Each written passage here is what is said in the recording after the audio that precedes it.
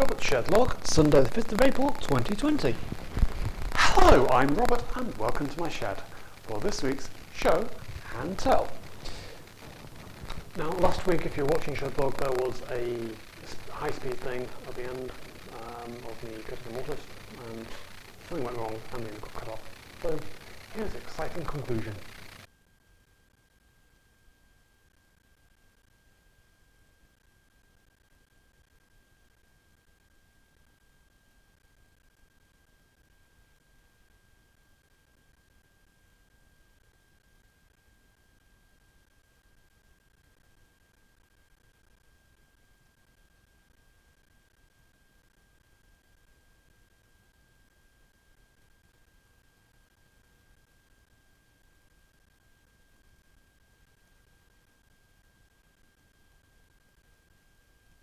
So that I'm looking at the drawborne mortice and tenons, and I threw away a reasonably good leg because I made the mortice walls too thin.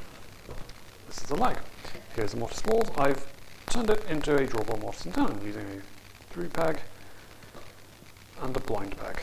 Now a blind peg actually broke the wall there because it was hit too hard.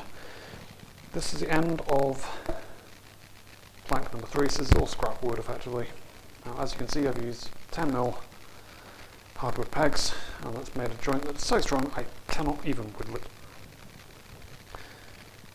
Not the neatest cut joint, but it does work. Now, what I found out from this is the through peg is holding the joint together a lot stronger than the blind peg. So I'm going to go 3 pegs, maybe a tiny bit longer than that, 3 inches. There we go. Now that's about 70mm. Now,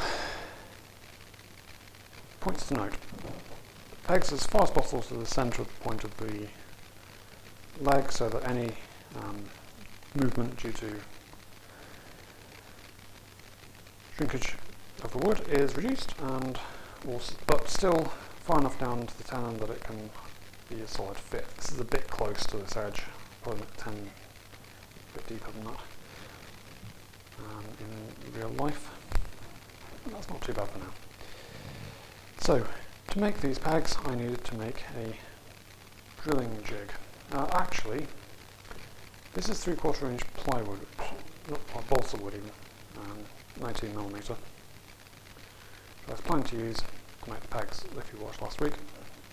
That's because I happen to have 3/4 inch 19mm drill bit. I have these for bench dogs. This is a bench dog, so the dog goes into the bench like so. There's another dog goes into the matching hole on the vise. These are called dog holes, because you've got dogs in them. And you can move the vise like this, change the width, and then your piece of work can be put between the two pegs and held tightly by the vise. It lets you get to the top of the work slowly. So, how do I make a 10mm peg when I only have a 12mm dowel? And I have a 10mm drill bit. Here it is, 10mm drill bit with a square chuck on it that will fit in my 3/8 inch. With a hex shank that will fit in my 3/8 inch drill chuck.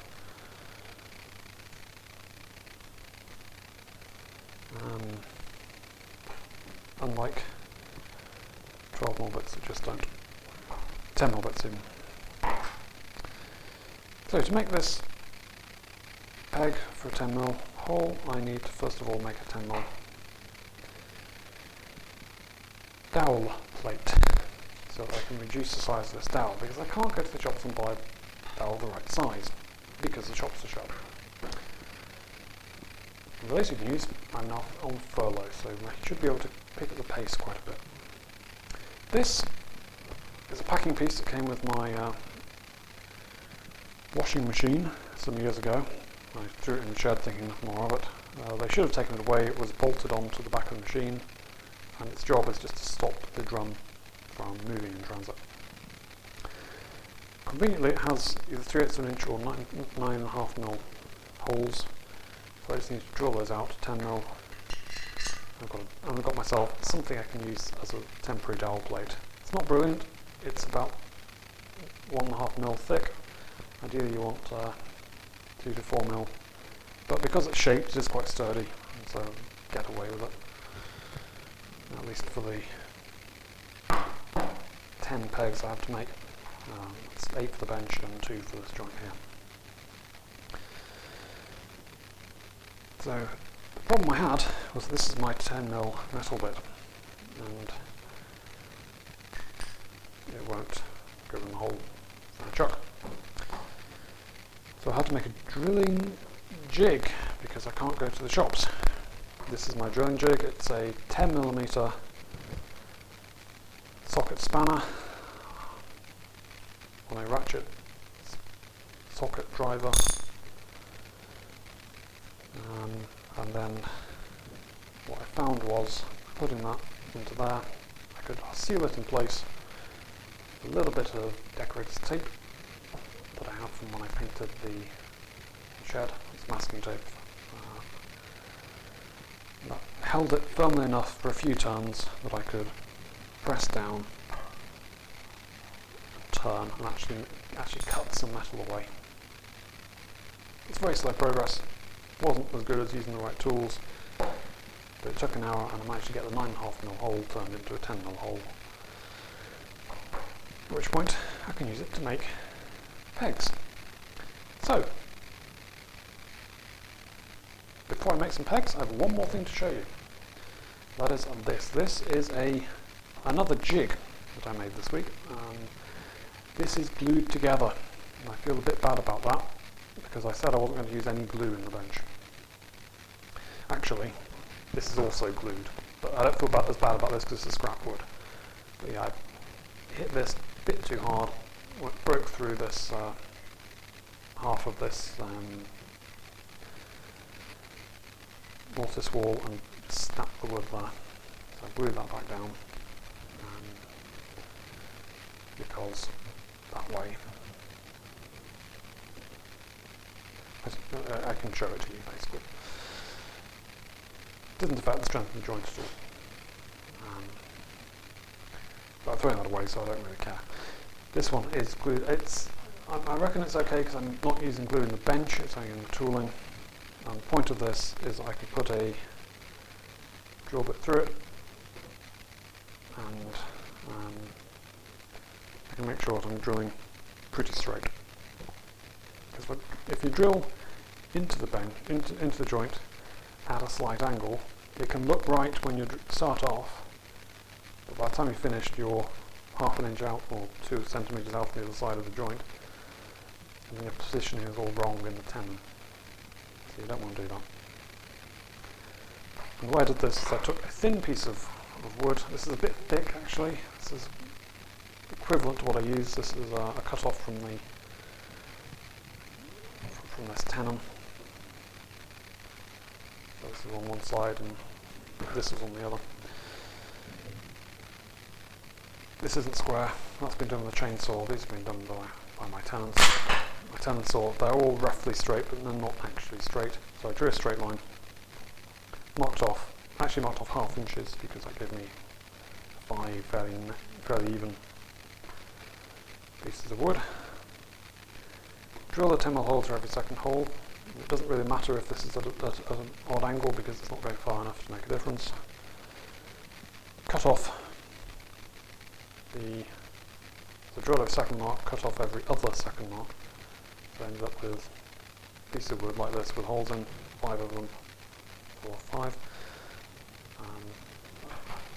Assembled them onto a convenient 10mm cylinder. There's the shaft of my metal bit. Glued them, left them in the vise overnight, and had a piece to work with. Basically, these are very simple to make. If you want, you can find videos online of how to make drill jigs quite easily. They're not complicated. And that's really all I've got to show you, apart from this. This is an old file which I had lying around from the previous owner of the house, left it behind. This is a lump of tooled seal which is perfect for making a draw jig out of, except I'd have to heat it up to make it cherry red, then leave it preferably in some sort of insulation to cool down slowly in order to soften the steel before I could work it. That will probably take all day, and I don't think it's much better, it will last a lot longer. But I'm also not comfortable working with heat, especially when there's no one else in the house and it would take a long time. So I decided to just go with what I had. The first step is to cut a 3-inch length off the end of the wood. I've put masking tape over the wood to stop it splitting, and I've marked the point of the cut. So start with backstrokes. I found with this wood I need to use quite a few backstrokes. It does go through relatively quickly.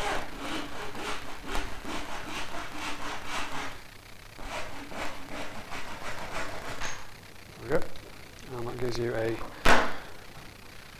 3-inch piece of dowel. What I do now is take the tape off. The exact size isn't critical.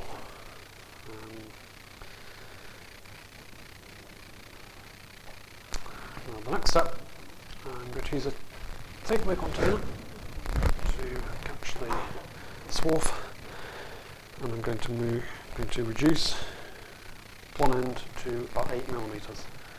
That's because when I put the peg through the drawborne mortice and tenon, I want about 2mm of chamfer on the top of the joint, so that it will go through the hole inside the tenon and force its way through the wood. So I might speed bits of this up.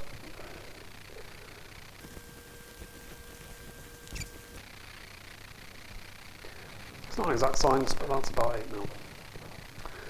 Next I need to shave somewhere between 1 and 2mm off the edge, just to make it a little bit easier to go through the hole.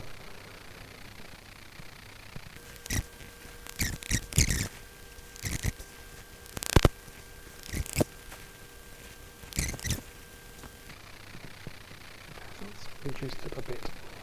Still definitely more than 10mm, except for the chamfer at the end, which is what I want. Earplugs on for this, and I'm also going to turn off my microphone in a moment, but you can see just here is the bench plate.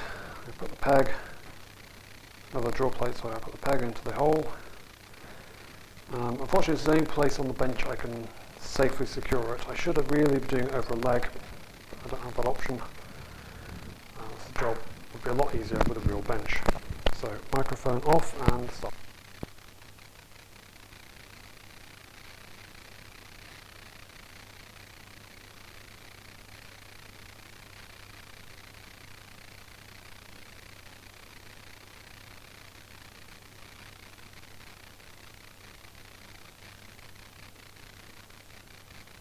As you can see, it's making very slow progress, but what I can do is I can whittle out some of the swarf that it's generating, and that will help it to ease its way through. The problem I find is generally getting it started.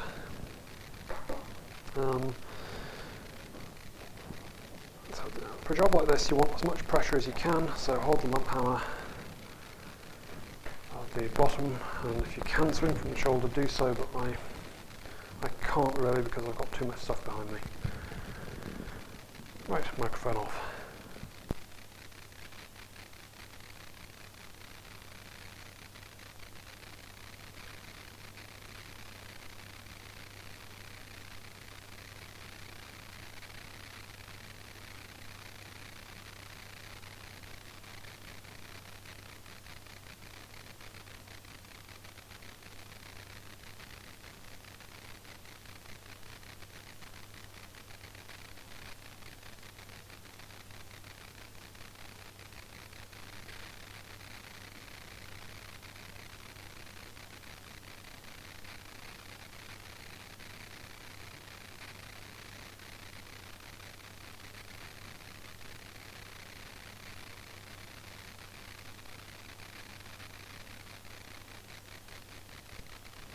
Okay, so that's gone through. That is a 10mm peg. But as you can see, it is looking a bit like a pine, a tree, tropical tree as well with its branches. So what I'm going to do is put it through again just to take off those bits of marks. And these happen because the dowel blade is too thin, and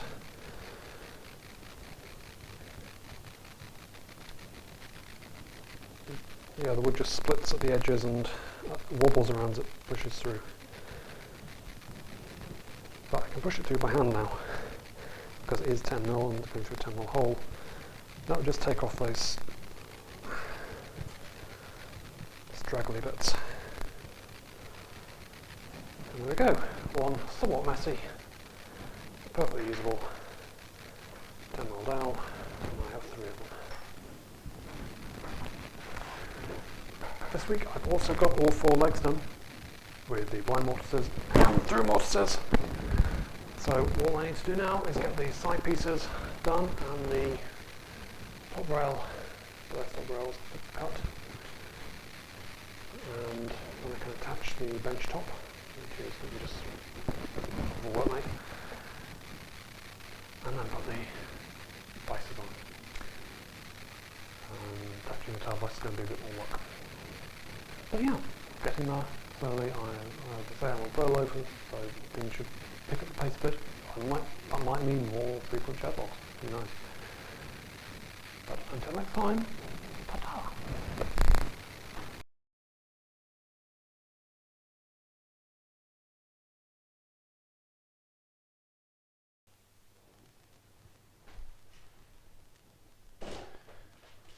Okay, I'm just going to call this one a volume test. Fix the microphone.